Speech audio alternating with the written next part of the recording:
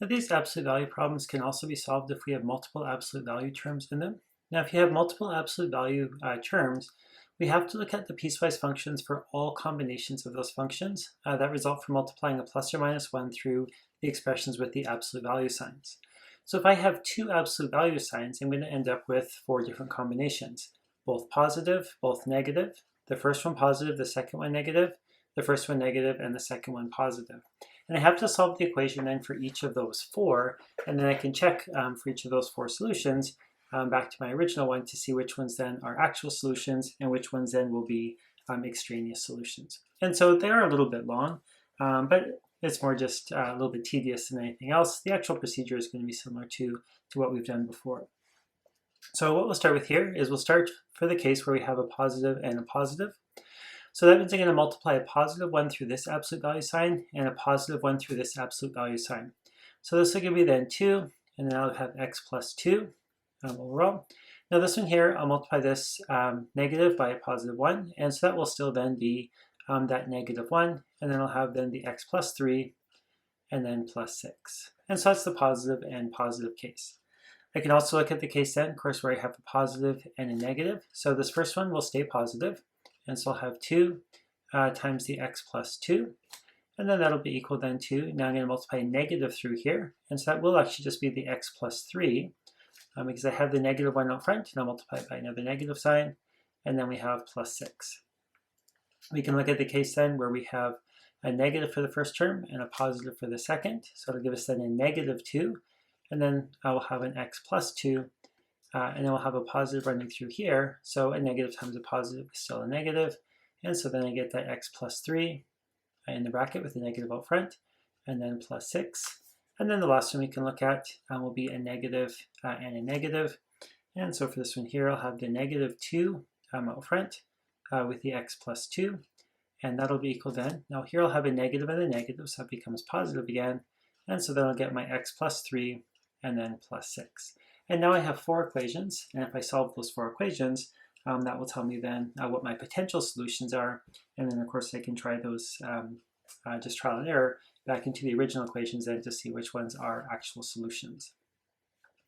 So for this one here, we'll have 2x plus 4 equals negative x minus 3 plus 6. So then I'll get 2x, I can move this x over, and I'll get 3x on the one side. Negative 3 plus 6 will give me positive 3. When I move the 4 over, it gives me negative 1. And so x equals negative 1/3 will be one of my potential solutions. Now remember, it could be extraneous or it could be a solution. So we will still have to go back and check all of those. For the case where I have the negative and the positive then, I'll get 2x plus 4.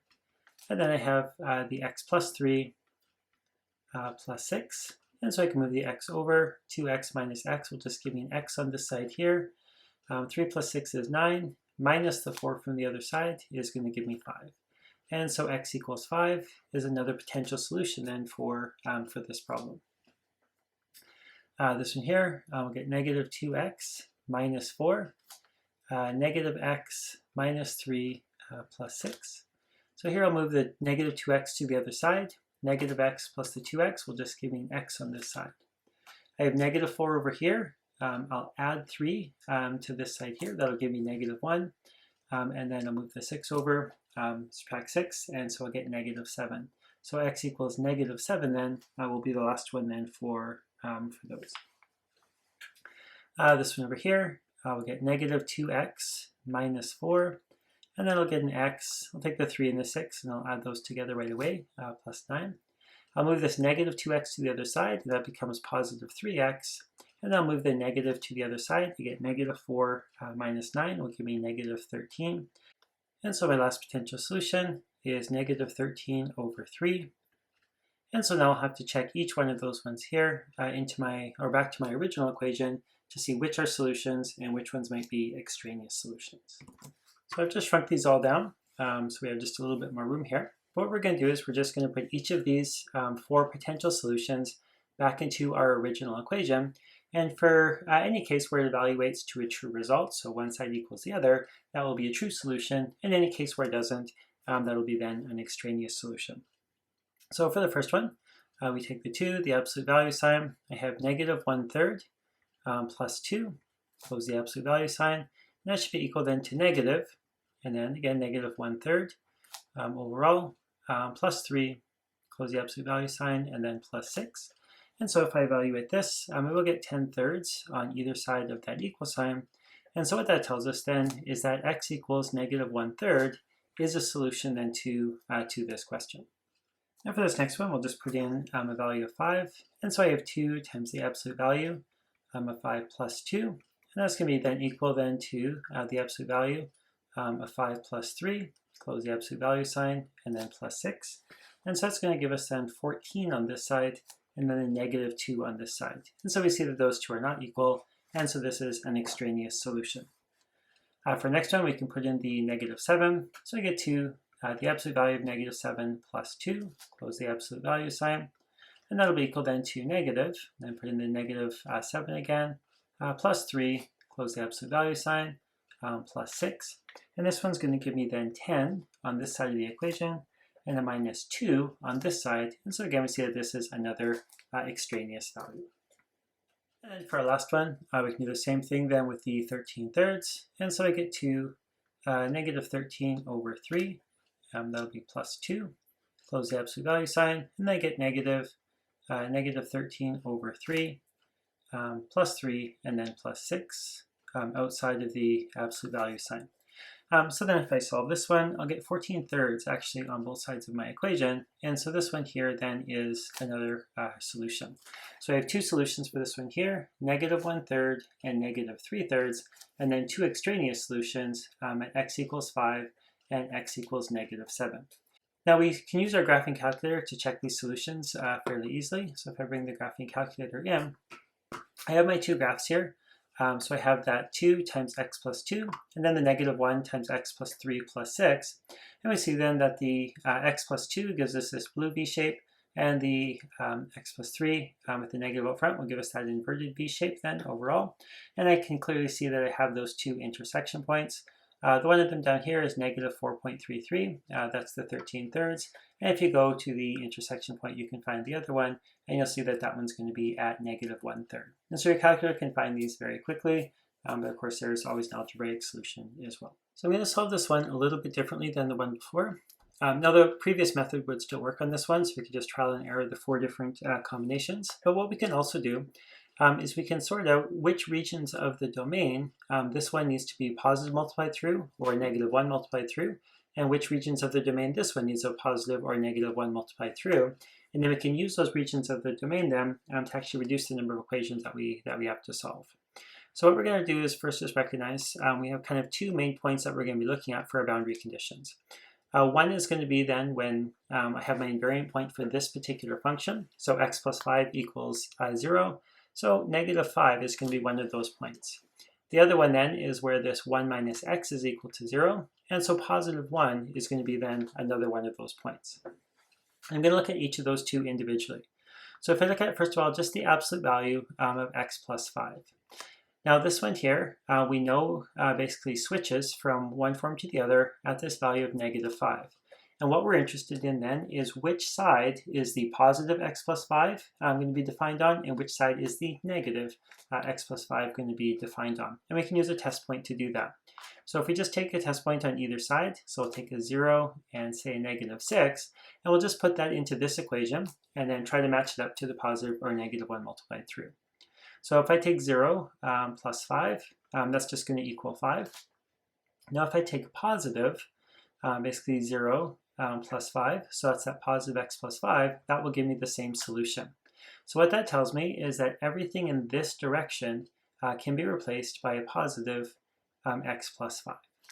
Now on the other side, if I look at my negative 6, if I take the absolute value of negative 6 plus 5, that's going to equal then positive 1. So negative 6 plus 5 is negative 1. The absolute value makes that positive. Now then the other one should matter or match up to that. So if I take the negative 6 plus 5, I get a negative 6 plus 5 is negative 1 times a negative is positive 1. And so this is the one that matches up on that side.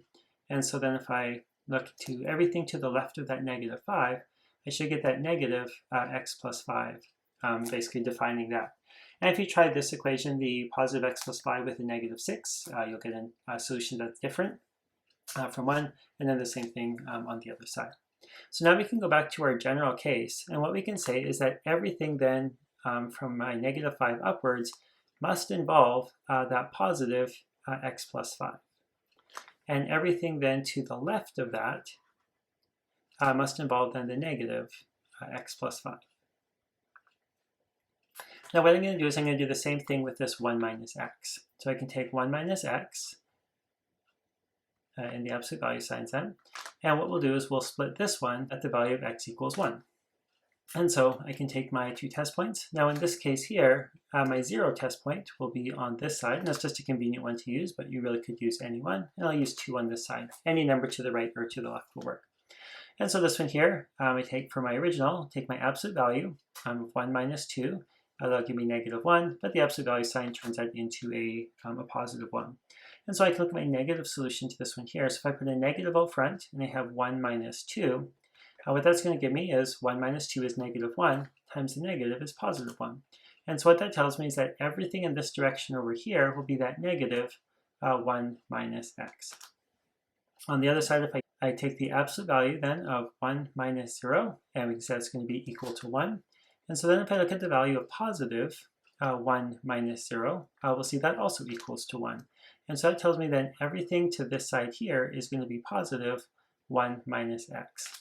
And then I can go back to my original graph up here, and then we'll put in another boundary condition here at 1.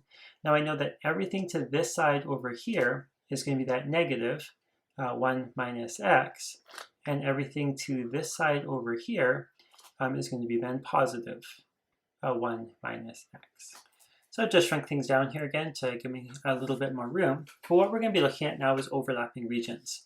Now, I can extend this one a little bit here. This green line here, this is going to extend all the way out to here. And what we'll see then is I do have 2 overlapping regions. So when I'm less than negative 5, this negative x plus 5 and the positive 1 plus x are going to be what I need. And so I'm just going to now put those back into that original equation.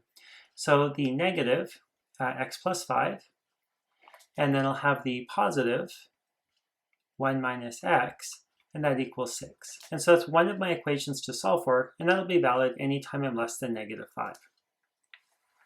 In between here, I have the 2 positive values. So a positive multiplied through here, and a positive multiplied through here. And so then I have plus 1 multiplied through that x plus 5, and then I have a positive 1 also multiplied through the 1 minus x, and that still equals 6. And in this last region, I have a positive with the x plus 5 and a negative with the 1 minus x. And so it'll give me then that positive x plus 5, but now minus that 1 minus x, and then still equals to 6.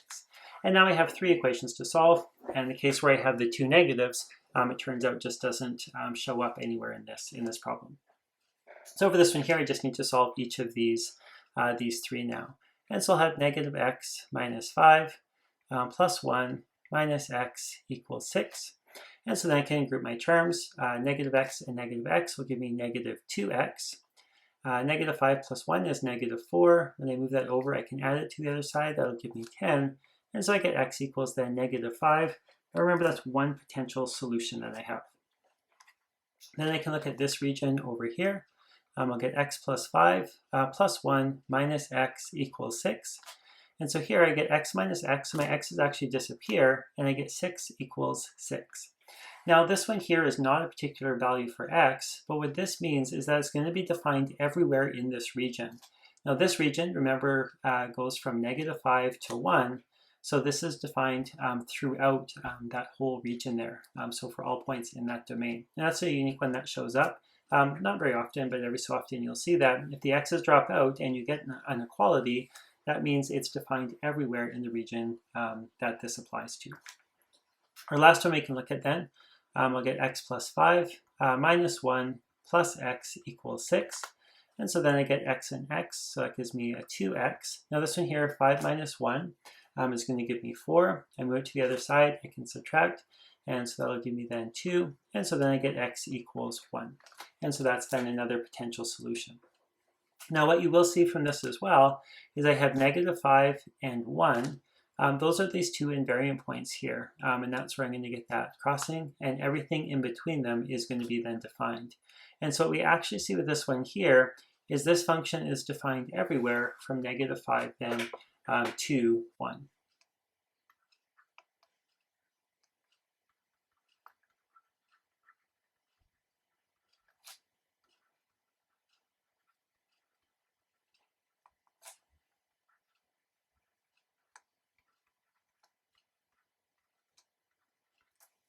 Okay, now that's an unusual result, but it can certainly happen. Now it's a little bit easier to see what's happening with that one from the graph. And so if I look at my graph of this one here, I have the x plus 5, and then the 1 minus x, and then equal to 6 is the red line. And what we'll see here is then my graph is a little bit different here. The kind of v gets cut off, and it actually goes flat, and so my blue line then follows along here, and then heads up along here again. And then this red line just happens to cross it basically right along that bottom flat piece there. And so from that -5 to that +1, it's going to be defined.